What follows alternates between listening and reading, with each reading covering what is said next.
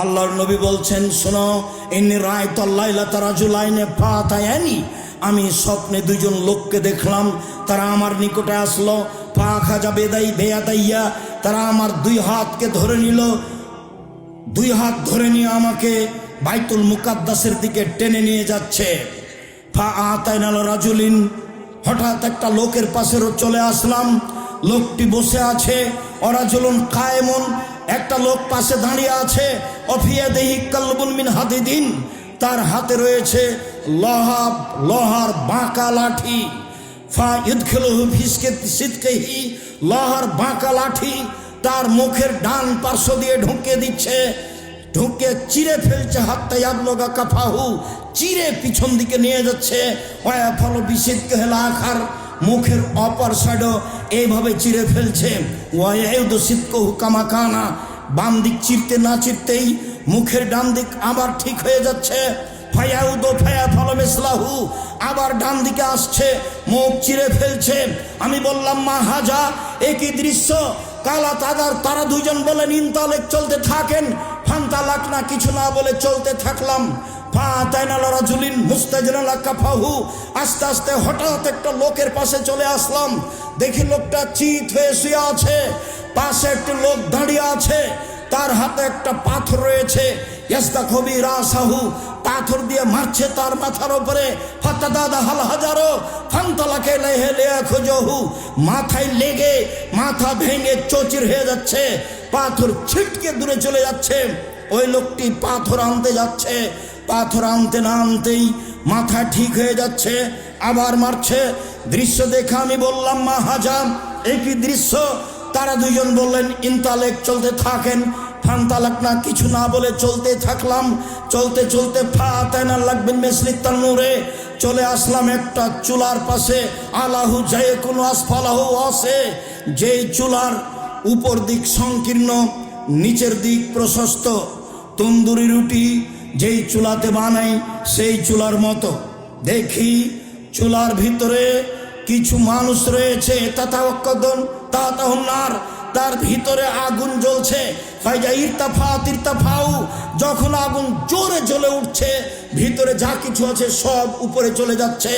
ফাইজা খামাদাত রাজাউ মা ফিহা, আর যখন আগুন একটু কমে যাচ্ছে, ওই যা উপরে উঠেছিল তা নিচে চলে যাচ্ছে।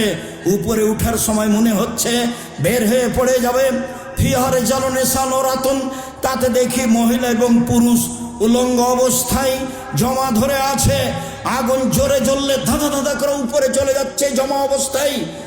পরনে কোনো কাপড় নেই। আগুন কমে গেলে আবার নিচের দিকে চলে যাচ্ছে।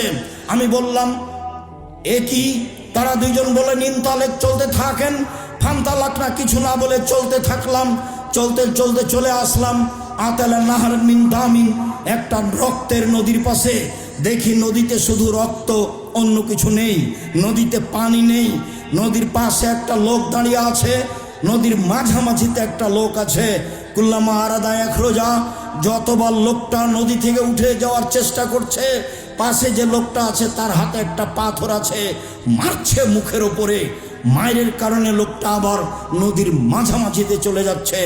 যতবার উঠার ইচ্ছা করে ততবারই তার মুখের ওপরে পাথর মেরে তাকে রক্তের নদীর মাঝামাঝিতে করে দেয়। আমি বললাম, এ কি? তারা দুইজন বললেন, চলতে থাকেন। চলতে থাকলাম, কিছু না বলে চলে আসলাম একটা সবুজ বাগানের কাছে। বিশাল বাগান, গাছপালা খুব সবুজ।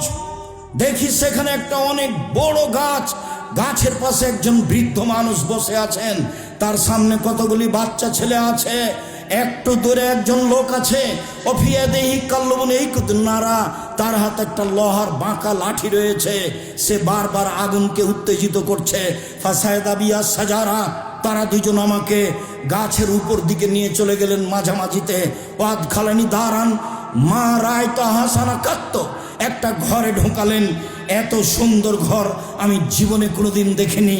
সেই ঘরে রয়েছে শাবন, যুবক আছে, শাইখন, বৃদ্ধ মানুষ আছে, তারপরে নিশা মহিলা আছে, আর সিবিয়ান বাচ্চা ছেলে আছে, অনেক পুরুষ নারী আছে। ফাখরাজানি, তারা দুইজন আমাকে সেই ঘর থেকে বের করে নিলেন।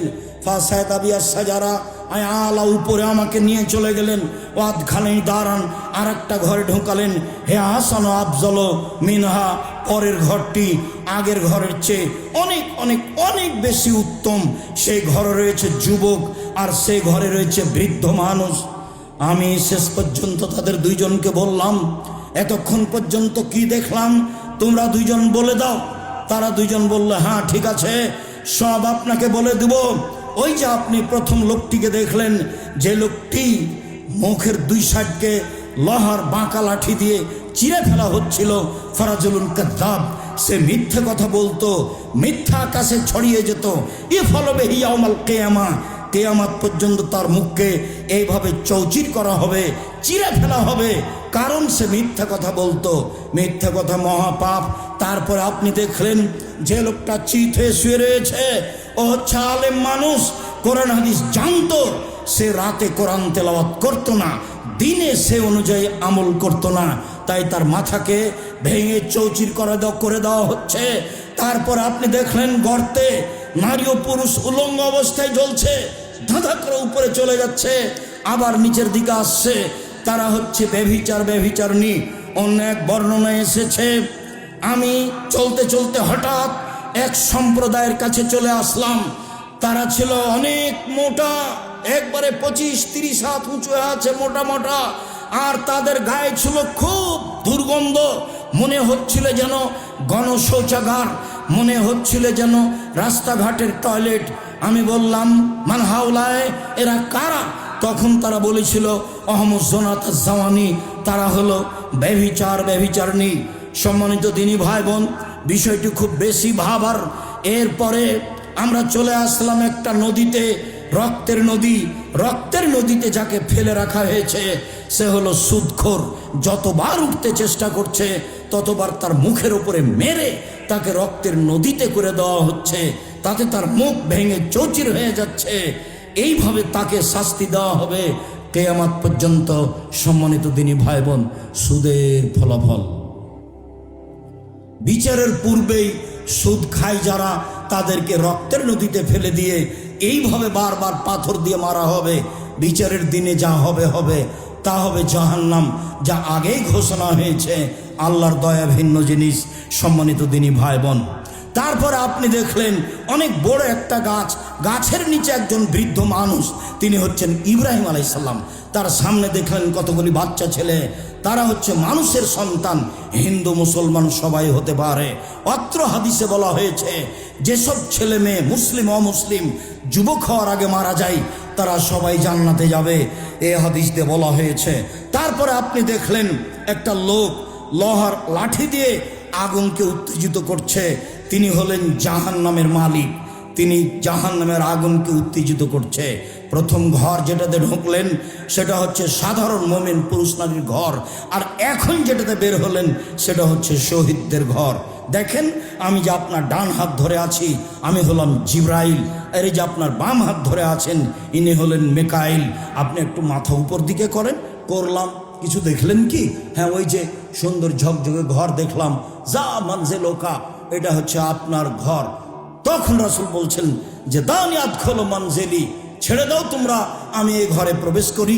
তখন তারা দুইজন বলছেন, জি না, বাকি এলাকা উমরুন, আপনার বয়স বাকি আছে।